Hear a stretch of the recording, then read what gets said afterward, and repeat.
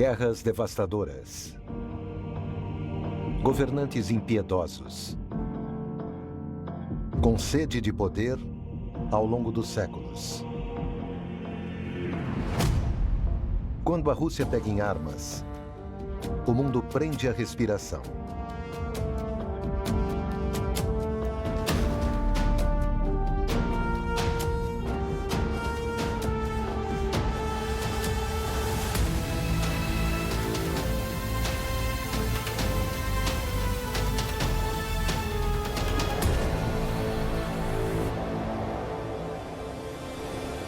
Em 1917, uma nova era começava na Rússia. Na Revolução de Outubro, Lenin e os bolcheviques tomavam o poder violentamente.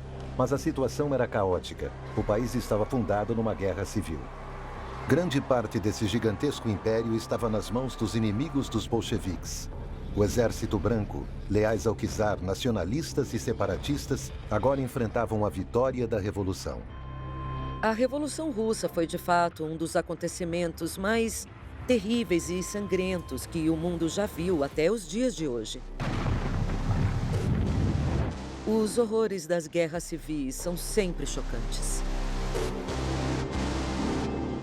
A violência que acontece em uma guerra civil tem inicialmente o efeito desastroso de tornar o país e seu povo miseráveis. Assassinato e homicídio culposo estão na ordem do dia. Imaginava-se que o novo exército garantiria que os bolcheviques permanecessem no poder, mas a maioria dos revolucionários eram trabalhadores e agricultores. Existiam poucos oficiais treinados. Construir um novo exército parecia uma tarefa hercúlea.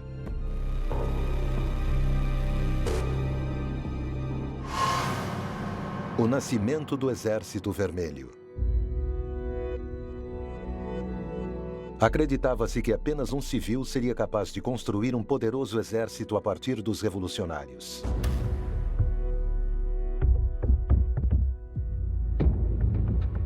Lev Davidovich Bronstein, mais conhecido como Leon Trotsky. Trotsky era atraente, vaidoso, arrogante e eloquente, mas muito ruim para fazer amigos e fazer conexões. Ele acreditava que era um gênio, acreditava que seria um vencedor em tudo. Ele ganhava vida como palestrante e jornalista e era muito bom escritor, e descobriu-se que ele também era um excelente estrategista. Trotsky foi um membro importante da Revolução desde o início. Em 1918, foi nomeado comissário do povo para a guerra e começou a construir o Exército Vermelho. Trotsky tornou-se um comandante militar extremamente talentoso. E como dizia Napoleão, a guerra e a prostituição são negócios em que os amadores são melhores que os profissionais. Ao formar o exército, Trotsky também jogou fora os ideais revolucionários. Ele não dependia apenas de voluntários, trabalhadores e agricultores em suas tropas. Em vez disso, integrou quase 50 mil oficiais e 215 mil suboficiais do exército czarista. Eles formaram a estrutura do novo Exército Vermelho. O sucesso de Trotsky na construção do Exército Vermelho baseou-se em princípios nos quais ele teria demonizado 5 anos antes como antissocialistas, determinando repressões brutais e disciplina rígida. Logo, não era questão de um exército de trabalhadores voluntários, mas um exército que, na verdade, se baseava numa disciplina rígida como estávamos habituados nos exércitos clássicos, talvez com a diferença de que a abordagem era muito mais draconiana.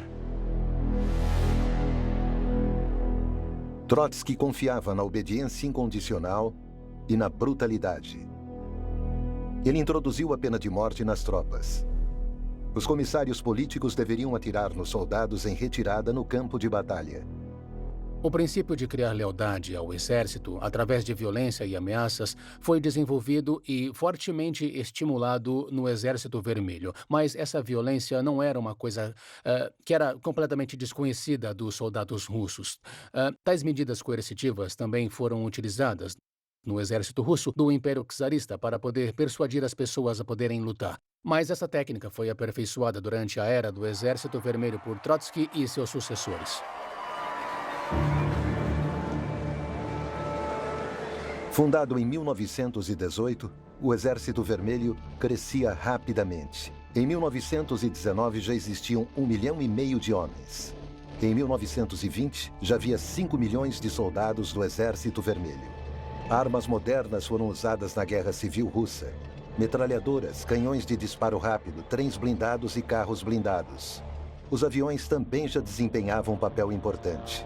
Podemos dizer que foi uma habilidade de Trotsky avaliar qual forma de luta e com que meios alguém conseguiria se defender e contra-atacar na Guerra Civil. Por exemplo, o uso da ferrovia para trens de combate com os quais ele poderia avançar a longa distância.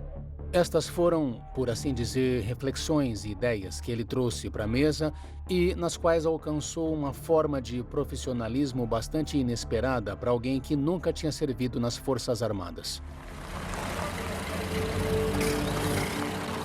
A Guerra Civil faz inúmeras vítimas. No início de 1921, a situação econômica e social da Rússia era catastrófica. O país inteiro estava empobrecido. Um dos focos de oposição aos bolcheviques foi em Kronstadt, a fortaleza marítima às portas de Petrogrado, hoje chamada de São Petersburgo. Ali, no início de 1921, os marinheiros se levantaram contra o despotismo soviético.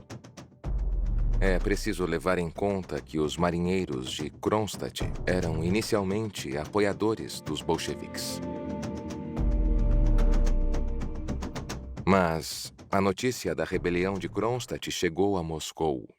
E quem não se enquadrava nos planos dos bolcheviques do Kremlin, simplesmente não importava mais. 50 mil soldados do Exército Vermelho reprimiram a revolta com sangue e brutalidade.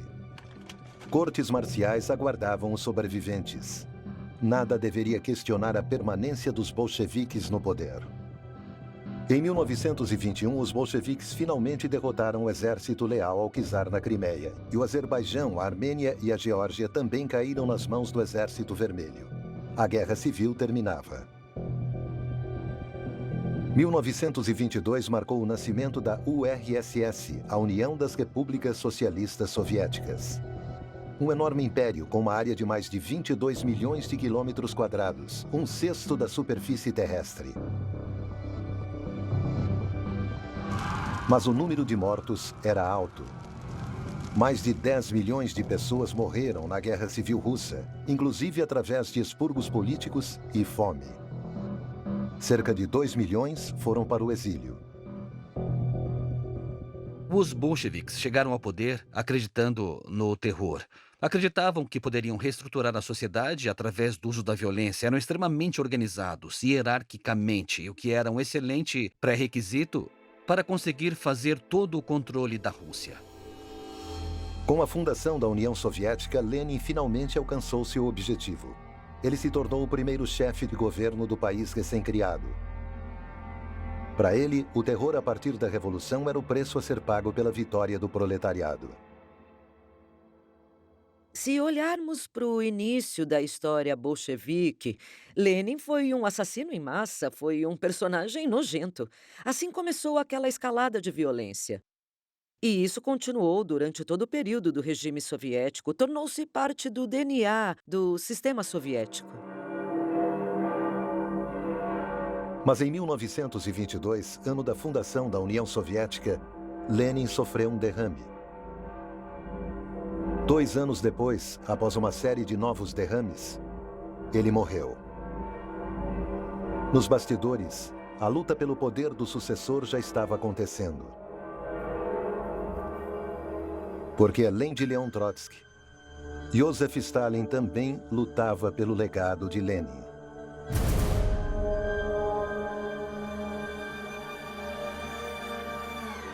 Stalin construiu seu poder lentamente desde o fim da Guerra Civil no início dos anos 1920 e ganhou força na segunda metade da década de 1920. Mesmo Stalin não sendo um orador tão brilhante como Trotsky. Para Trotsky, a União Soviética era apenas o começo. Ele queria a Revolução Mundial. Stalin inicialmente só queria fazer avançar o socialismo no seu próprio país e tornar a União Soviética forte. Frequentemente se sugere que Stalin era, na melhor das hipóteses, um idiota inteligente. E sem escrúpulos, mas isso não é verdade. Ele era um homem extremamente inteligente. Trotsky tornou-se alvo em toda parte, porque ele atacava todo mundo e provava que todos estavam errados. Com isso, ele se tornou impopular, em contraste com o trabalho de bastidores de Stalin, onde ele formou uma enorme rede que depois se tornaria tão dependente dele que, a certa altura, ele estava em posição de fazer o que quisesse com quem quisesse. Era esse o tipo de inteligência política dele. Em 1925, graças à sua poderosa rede, Stalin conseguiu a destituição de Trotsky da chefia do Exército Vermelho. Em 1927, Stalin o expulsou do partido. 2 anos depois, Trotsky teve que deixar o país e se exilar.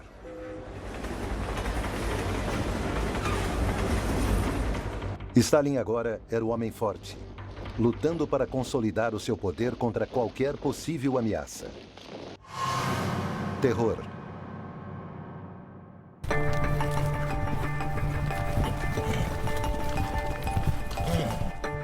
No final de 1920, Stalin começou a reconstruir o país que estava devastado. Ele pretendia recuar o setor privado e industrializar a União Soviética o mais rapidamente possível.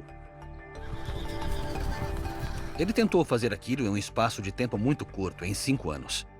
Para isso, ele comprou tecnologia, principalmente dos Estados Unidos e da Alemanha, é claro. E ele pagou com grãos. E para isso, teve que enviar a produção de grãos para fora.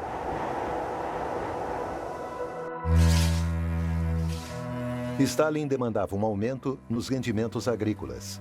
Para conseguir isso, os agricultores deveriam unir-se e trabalhar juntos em grandes cooperativas de produção, as chamadas fazendas coletivas. Era o início da coletização forçada.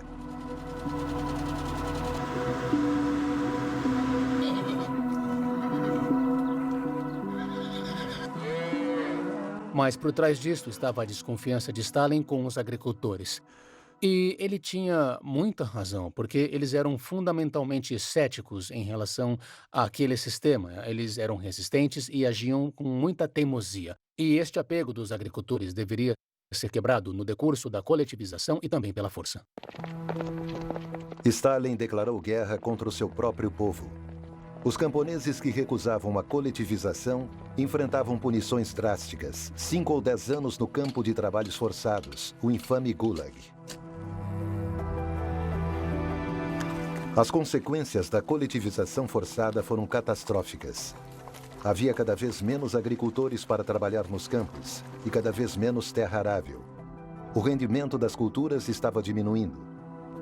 Além disso, todas as aldeias tinham que pagar um imposto em cereais, o que os deixava com quase nada para comer. Em 1932 e 1933, houve uma fome massiva em todas as regiões produtoras de cereais da União Soviética. O mais terrível foi que milhões de pessoas morreram de fome porque as suas colheitas, o seu gado e outros produtos foram simplesmente roubados deles. E é claro que aquele foi um evento traumático de proporções que marcaram a história do mundo.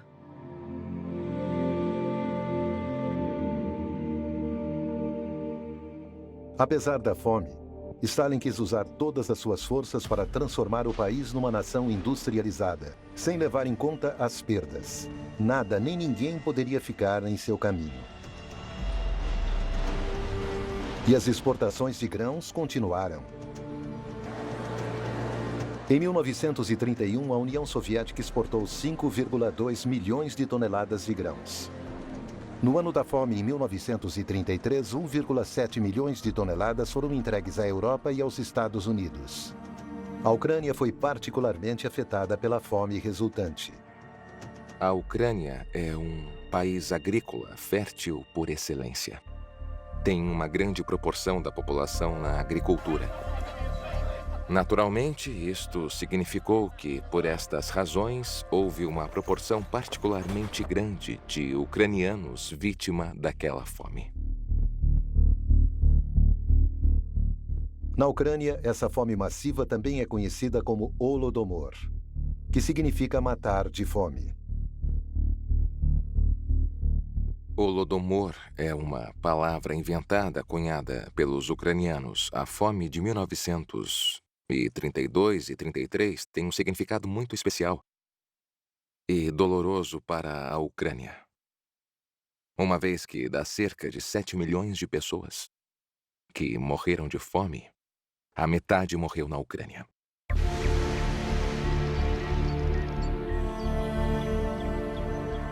A historiografia ucraniana vê o Holodomor como uma tentativa de genocídio contra o povo ucraniano.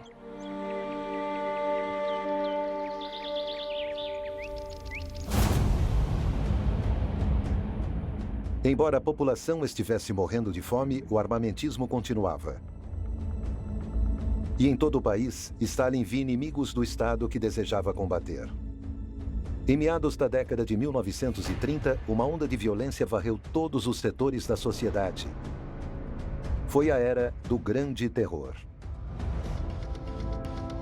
O Grande Terror de Stalin foi um dos acontecimentos políticos mais extraordinários do século XX.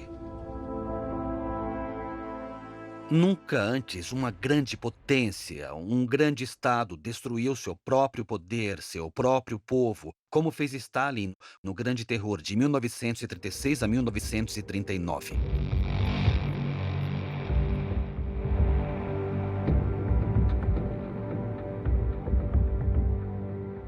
Mas ele preferia muito mais matar 10 pessoas inocentes do que simplesmente deixar um espião escapar. E ele considerava espião não apenas um traidor que já havia sido condenado, mas alguém que um dia poderia pensar em trair seu país. A temida polícia secreta política reprimia impiedosamente. Pessoas suspeitas, que de alguma forma caíam nas garras dos agentes, enfrentavam julgamentos onde esperavam por um veredito que já tinha sido determinado.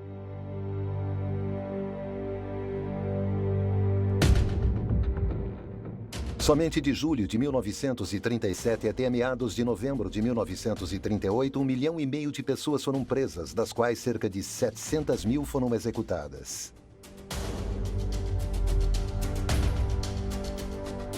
A maioria dos demais acabava nos campos penais e de trabalhos forçados, os gulags soviéticos. Listas eram elaboradas em todo o país com pessoas que deveriam ser mortas. Stalin assinou pessoalmente centenas dessas listas de morte. Ironicamente, algumas dessas pessoas foram as pessoas que garantiram o poder dele, mais do que outras. E muitas dessas pessoas e grupos eram, por exemplo, seus próprios militares. Mais de 30 mil oficiais, generais e marechais foram vítimas dos expurgos.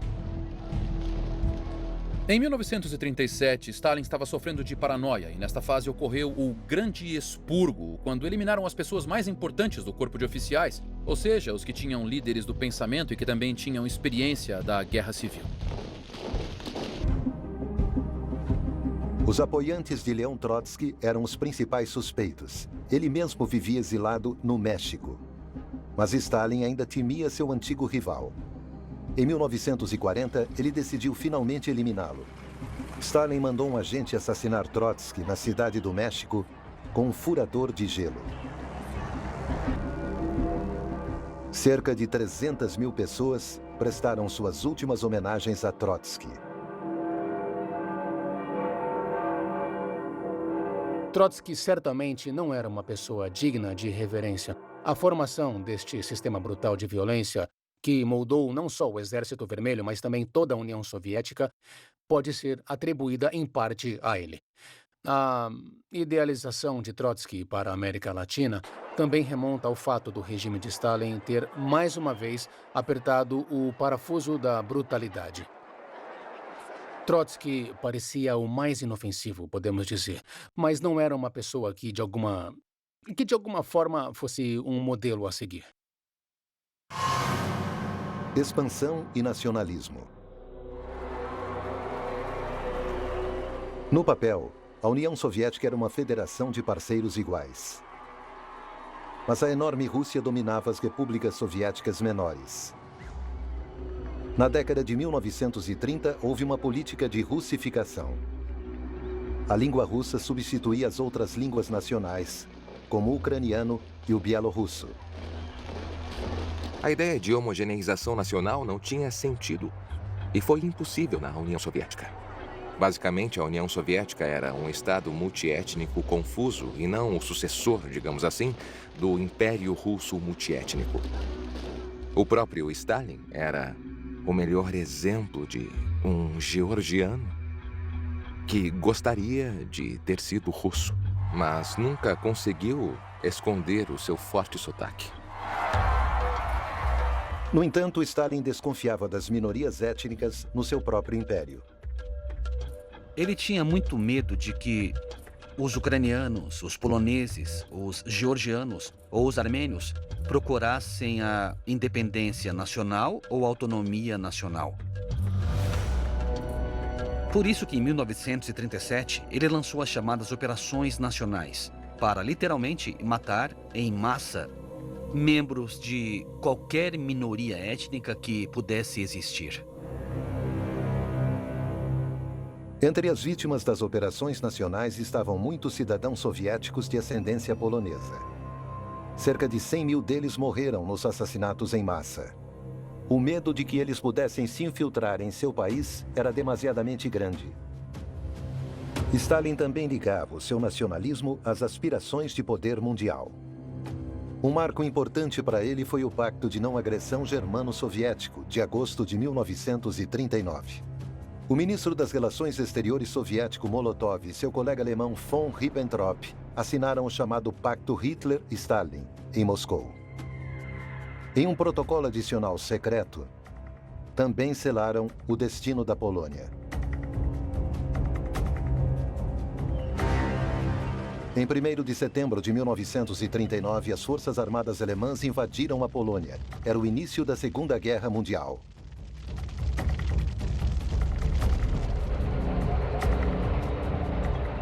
Duas semanas depois, o exército russo invadiu a Polônia pelo leste. Soldados alemães e russos realizaram até um desfile militar conjunto em Brest-Litovsk. Mas não foi só a divisão da Polônia que foi decidida no Pacto Hitler-Stalin. Naquele protocolo secreto, a Finlândia foi adicionada à esfera de interesse soviético. Semelhante aos estados bálticos da Estônia, Letônia e Lituânia. E embora os 3 estados bálticos tenham concordado, na verdade foram forçados a concordar em permitir a entrada do Exército Vermelho no país deles, isso sob uma enorme pressão para poder receber guarnições soviéticas, o governo finlandês acabou rejeitando tal pedido do governo soviético. No final de novembro de 1939, a União Soviética invadiu a Finlândia. Era uma luta desigual. O Exército Vermelho superava em muito os finlandeses e os atacou com equipamento pesado. Os russos eram muito arrogantes. Achavam que os finlandeses simplesmente entrariam em colapso. Em vez disso, os finlandeses reagiram de forma muito eficiente e com uma coragem incrível, custando mais de 130 mil vidas das tropas soviéticas. A chamada Guerra de Inverno tem pouco a ver com a guerra convencional. Os finlandeses combateram o poderoso exército soviético com métodos improvisados, mas altamente eficazes. A vasta paisagem deserta favoreceu uma espécie de táticas de guerrilha, ataques de incursão por pequenas unidades móveis ou ataques de franco-atiradores.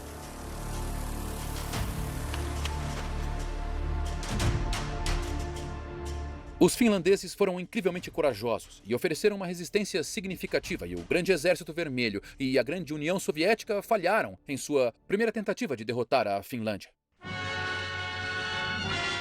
Estamos recebendo mais imagens da maravilhosa batalha que a Finlândia está travando contra a Rússia.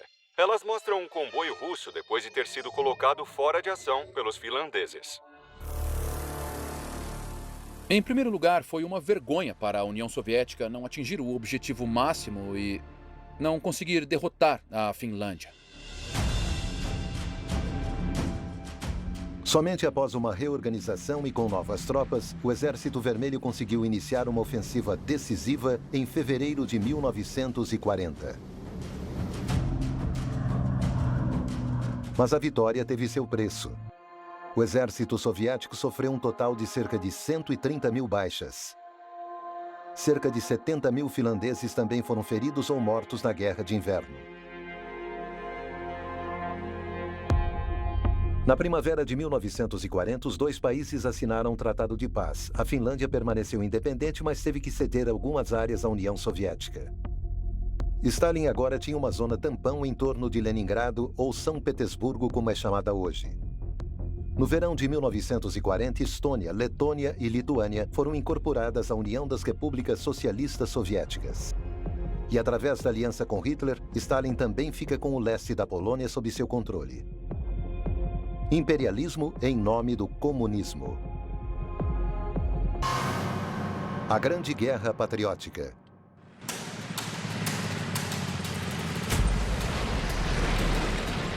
22 de junho de 1941. As forças armadas alemãs invadem a União Soviética.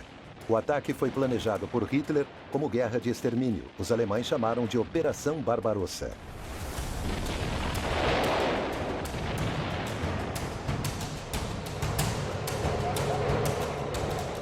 Hitler quebrou o pacto de não agressão germano-soviético. Eles foram totalmente surpreendidos por aquela operação. Isto porque Stalin não quis dar ouvidos a todos os avisos sobre o ataque e então proibiu os preparativos. Eles sofreram perdas terríveis nas primeiras semanas da guerra. E o Exército Vermelho, tal como era em junho de 1941, já não existia mais no final de 1941, porque os soldados estavam ou mortos ou em cativeiro alemão. O ataque surpresa alemão pareceu um sucesso total. Os grupos de exércitos do Norte, Centro e Sul dividiram o avanço do Mar Báltico ao Mar Negro. No final de agosto, os países bálticos, a Bielorrússia e grande parte da Ucrânia tinham sido ocupados.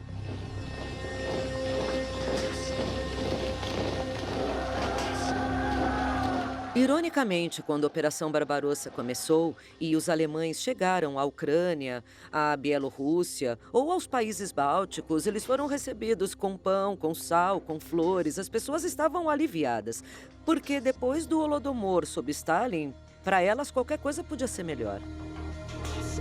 Mas os alemães não trouxeram a libertação, mas sim a opressão. E os ucranianos, os bielorrussos e os bálticos tiveram de reconhecer isso rapidamente. A guerra de aniquilação contra o bolchevismo não conhecia regras. Começava uma caçada humana, visando civis, soldados soviéticos e, acima de tudo, judeus. Hitler deixou bem claro que a sua guerra no leste não era uma guerra territorial por um território. Para ele, era uma guerra racial de extermínio. Uma guerra que mudaria completamente o mapa étnico do centro e do leste europeu.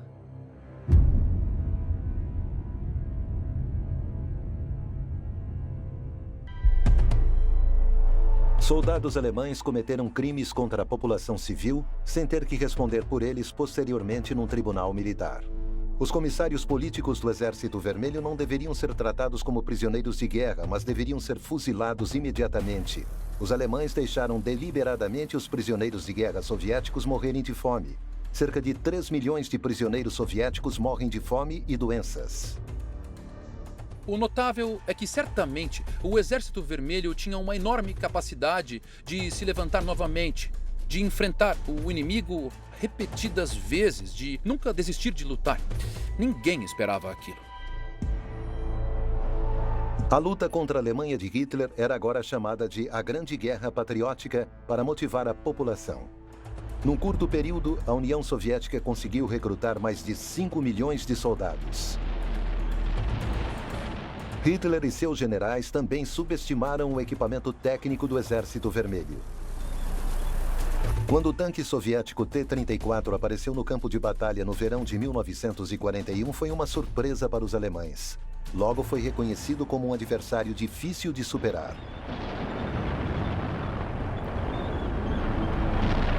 Os alemães tiveram muitas dificuldades para enfrentar. Os soviéticos estavam em vantagem com todos aqueles tanques, mas uma guerra não é vencida pela tecnologia, e sim normalmente vencida pela massa, vencida pela produção em massa. E o T-34 era fácil de fabricar, tinha motor a diesel, era fácil de usar naquele terreno e era um símbolo de vitória. Mas é claro que não foi por isso que o Exército Vermelho conseguiu vencer. O Exército Vermelho também dependia de métodos pouco ortodoxos. No outono de 1941 foi formado um regimento de bombardeio noturno, composto inteiramente por mulheres. As mulheres pilotaram aeronaves PO-2, máquinas antigas que na verdade são usadas apenas para treinamento e na agricultura, um biplano lento com uma estrutura de madeira e tecido.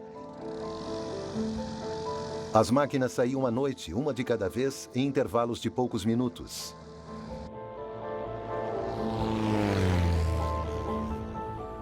Alcançando o alvo, os pilotos desligavam o motor e soltavam bombas enquanto planavam. Por causa dos ataques noturnos surpresa, as tropas alemãs deram ao regimento o apelido de Bruxas da Noite. Eram difíceis de abater sob o manto da escuridão pelos aviões de combate alemães muito mais rápidos.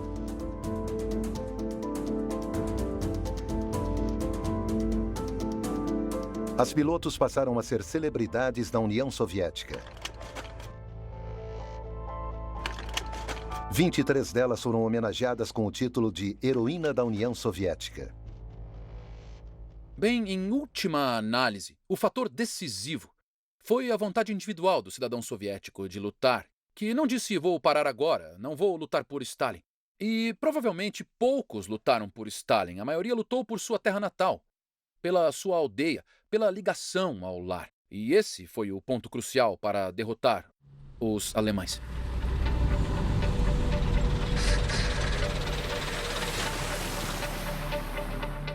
No outono e inverno de 1941, o avanço alemão na União Soviética foi interrompido. As tropas alemãs não estavam preparadas para o inverno russo. Mais soldados alemães morreram por congelamento do que em combate.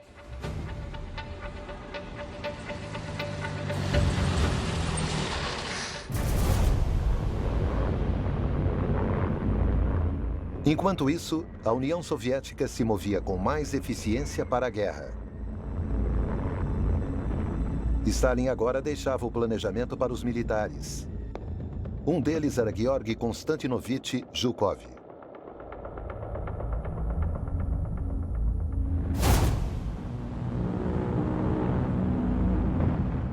O general, junto com outros, conseguiu deter o avanço alemão, usando todos os meios necessários. Zhukov já desempenhava um papel importante como comandante militar da União Soviética. Ele estava envolvido em quase todas as batalhas importantes. Foi um dos competentes idealizadores parcialmente responsável por deter o avanço alemão ante-Moscou. Ele era apresentado como a grande figura da vitória, como o grande general, como o Aníbal, digamos assim, do Exército Vermelho. Claro que não foi bem assim. Especialmente porque, é preciso dizer, Zhukov combinava aspectos positivos, mas também negativos do Exército Vermelho. Ele andou sobre cadáveres e os sacrifícios não eram importantes para ele. Portanto, nesse aspecto, Zhukov também deixou um rastro de sangue.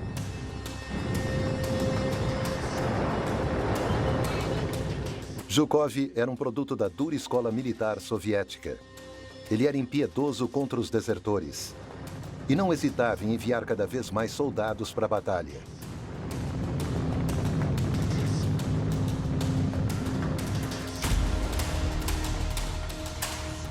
Em 1942, os alemães atacaram Stalingrado. Conquistaram cerca de 90% da cidade. Mas no outono, o general Zhukov e outros generais do Exército Vermelho conseguiram cercar os 300 mil soldados das forças alemãs.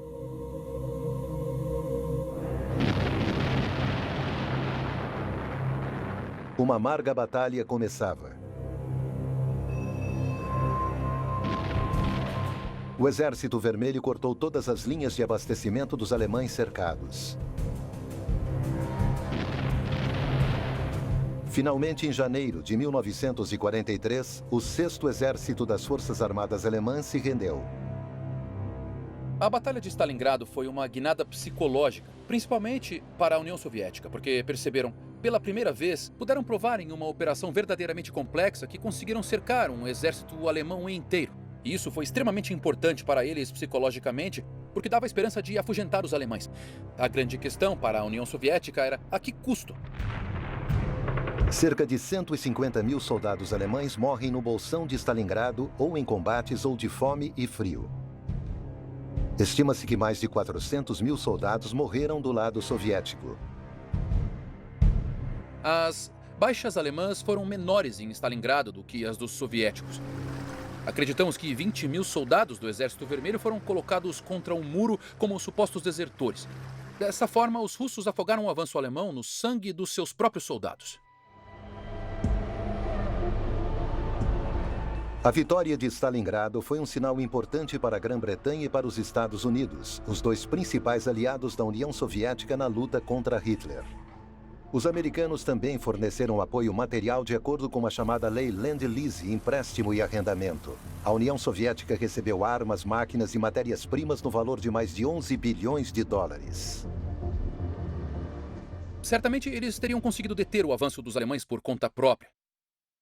Talvez até mesmo fazê-los recuar um pouco, mas com certeza não conseguiriam empurrá-los de volta para Berlim. Portanto, esta capacidade ofensiva baseou-se em mais de 400 mil caminhões americanos, rádios, uniformes, alimentos, suprimentos e assim por diante.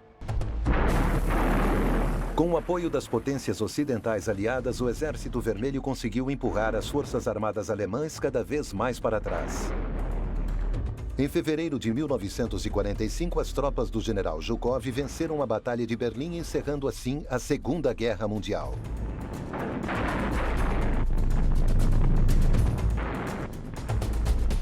O fato de o Exército Vermelho hastear a bandeira vermelha sobre o Palácio de Reichstag em 2 de maio de 1945 também se deve à ajuda militar dos Estados Unidos e da Grã-Bretanha.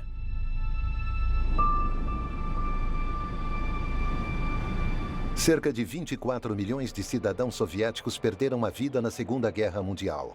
Cerca de 13 milhões eram soldados, mais baixas do que qualquer outra nação. A vitória na Grande Guerra Patriótica contra a Alemanha de Hitler foi a conquista mais importante e mais comemorada na memória cultural soviética. Um segundo mito fundador da nação, que superou até a Revolução de Outubro. O que moveu as pessoas, o que falou ao coração delas, foi que nesta guerra, todas as famílias perderam alguém.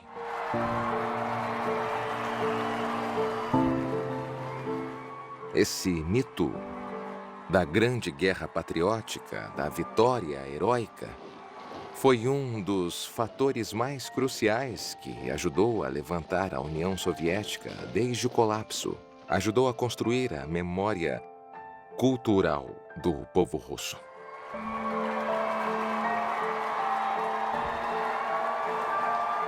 Na Rússia, os feriados de maio, que celebram a vitória na Segunda Guerra Mundial, são os feriados mais importantes do ano. Eu diria, ainda mais do que nunca. Com o fim da Segunda Guerra Mundial, a União Soviética estava mais forte do que nunca. Geopoliticamente, emergiu como a segunda superpotência ao lado dos Estados Unidos.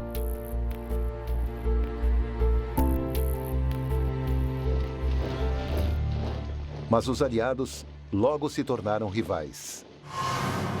Guerra Fria.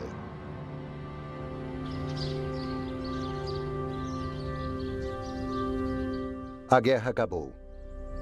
Na Conferência de Potsdam, no verão de 1945, a Grã-Bretanha, os Estados Unidos e a União Soviética se reuniram para decidir a ordem do pós-guerra.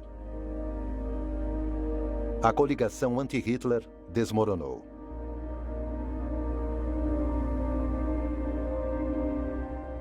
Agora, o interesse próprio era o que contava. O comunista Stalin prosseguiu com sua política clássica das grandes potências.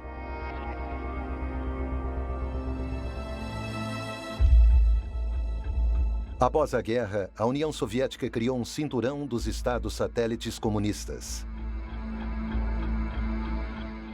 Eles faziam parte de uma aliança militar, o Pacto de Varsóvia, que enfrentaria a OTAN. Stalin sempre acreditou no marxismo-leninismo. Ele estava convencido de que haveria uma luta contra o Ocidente capitalista. Isso já fazia parte da sua visão de mundo. Mas primeiro ele queria toda a segurança possível para a União Soviética. E isso o levou a assumir o controle do leste europeu. Mas isso também encontrou resistência em alguns países do leste europeu. Em outubro de 1956, a população húngara em Budapeste exigiu reformas democráticas. A ditadura comunista de partido único parecia estar no fim.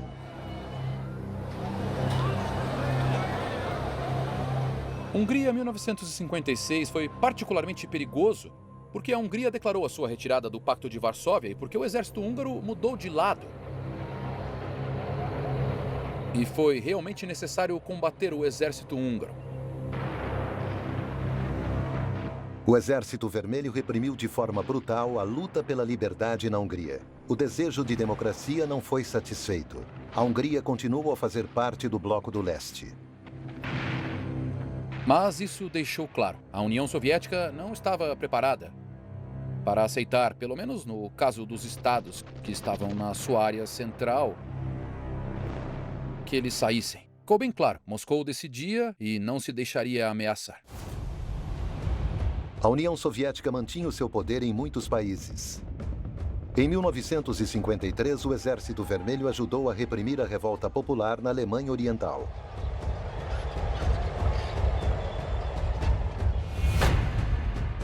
Em 1968, soldados soviéticos invadiram a Tchecoslováquia para acabar violentamente com a Primavera de Praga.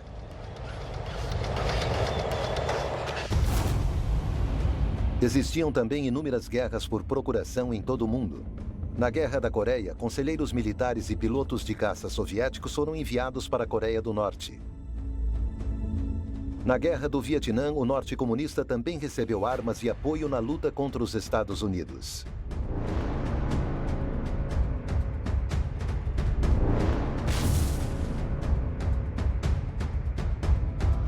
E na África, a União Soviética apoiou os socialistas que ali lutavam na Guerra Civil de Angola.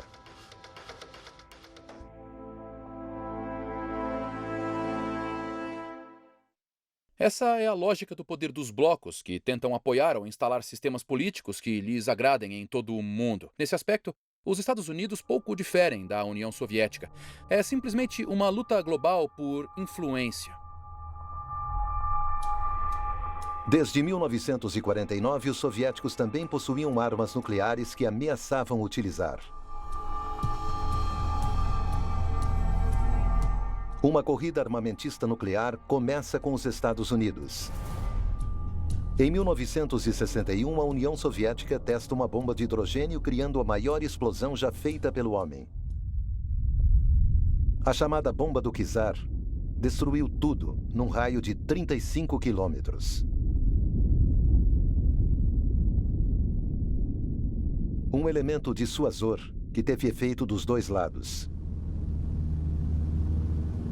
Eu diria que as armas nucleares, na verdade, instalaram um equilíbrio de poder relativamente estável, porque ficou muito claro, pelo menos para os chefes de estados políticos, que não é possível travar uma guerra nuclear e, portanto, uma guerra nuclear deve ser evitada a todo custo.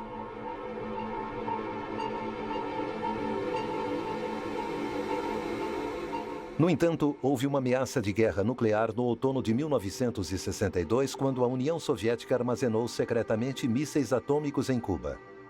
Aviões americanos descobriram plataformas de lançamento soviéticas na ilha caribenha. O presidente dos Estados Unidos apelou aos soviéticos que retirassem seus mísseis e ameaçou um contra-ataque nuclear. Mas quando Kennedy ofereceu retirar os mísseis nucleares dos Estados Unidos armazenados na Turquia, o premier soviético Nikita Khrushchev cedeu e mandou retirar os mísseis de Cuba.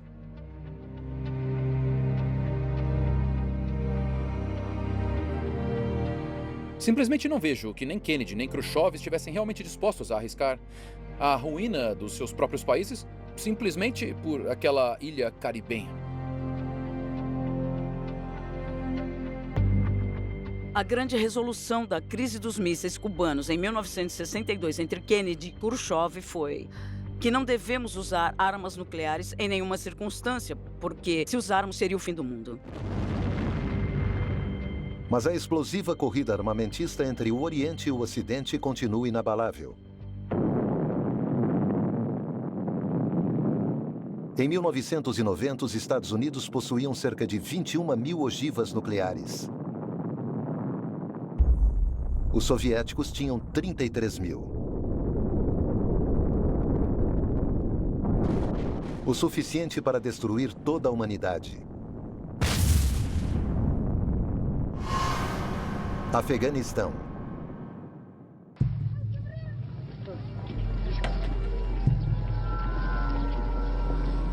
Um dos conflitos mais importantes da Guerra Fria ocorreu no Afeganistão. O vizinho ao sul da União Soviética parecia instável.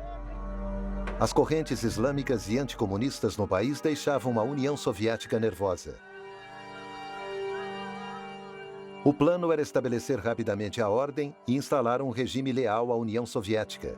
E assim, em dezembro de 1979, uma unidade da KGB assassinou o então presidente afegão em seu palácio. Os soviéticos instalaram um fantoche em seu lugar.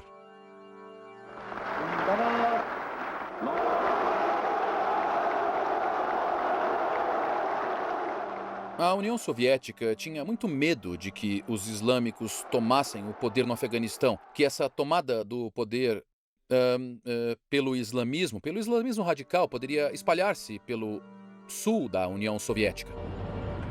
O Afeganistão deveria permanecer dentro da esfera de influência do Kremlin a todo custo. Em poucos dias, 80 mil soldados com equipamento pesado deslocaram-se para o Afeganistão para estabilizar o país. Eles invadiram para promover a sovietização do sistema na expectativa de que haveria um sentimento básico positivo em relação ao regime soviético, podemos dizer assim, e que a invasão soviética do Afeganistão ia encontrar, de certa forma, alguma aceitação. Mas eles estavam equivocados. Rapidamente ficou claro. A intervenção soviética não teve apoio entre a população afegã.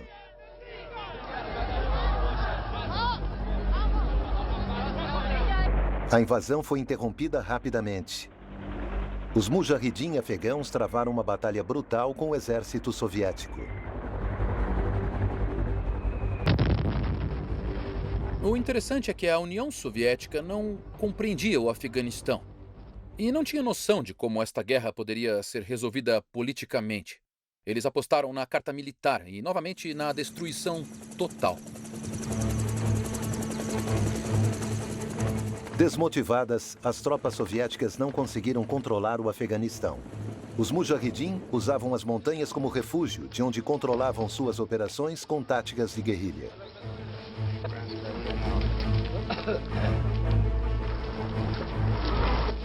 Os Estados Unidos também intervieram e apoiaram os mujahidin com dinheiro e armas.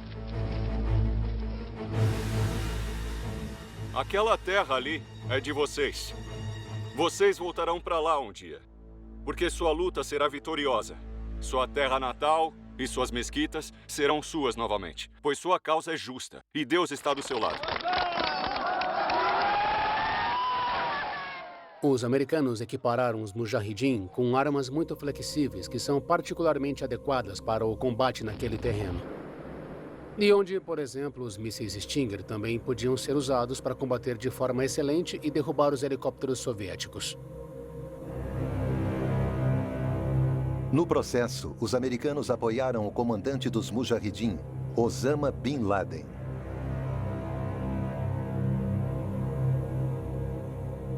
Os americanos, claro, disseram: daremos aos soviéticos o seu Vietnã, como sempre. E eles também tiveram sucesso nisso. Eles podiam não ter muita coisa em comum com os islâmicos radicais mujahidin, mas o inimigo do meu inimigo é meu amigo. A guerra no Afeganistão já durava 10 anos. E a segunda maior potência militar do mundo não conseguia vencê-la.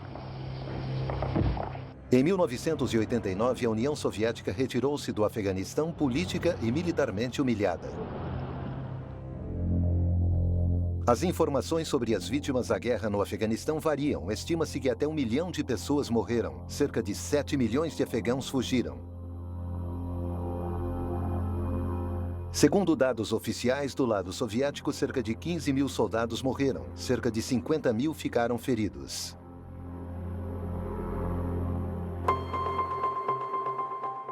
A retirada soviética teve muito a ver com um novo homem à frente da União Soviética, Mikhail Gorbachev.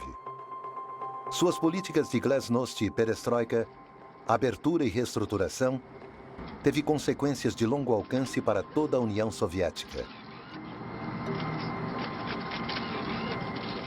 A guerra do Afeganistão desempenhou um papel importante no colapso da União Soviética, porque reforçou as dúvidas da sociedade soviética em várias repúblicas soviéticas de que aquela União Soviética, aquele sistema soviético seria capaz de sobreviver.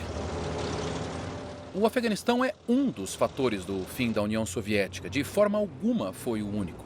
Eu apresentaria a teoria de que, mesmo sem a guerra do Afeganistão, a União Soviética teria entrado em colapso em 3 anos.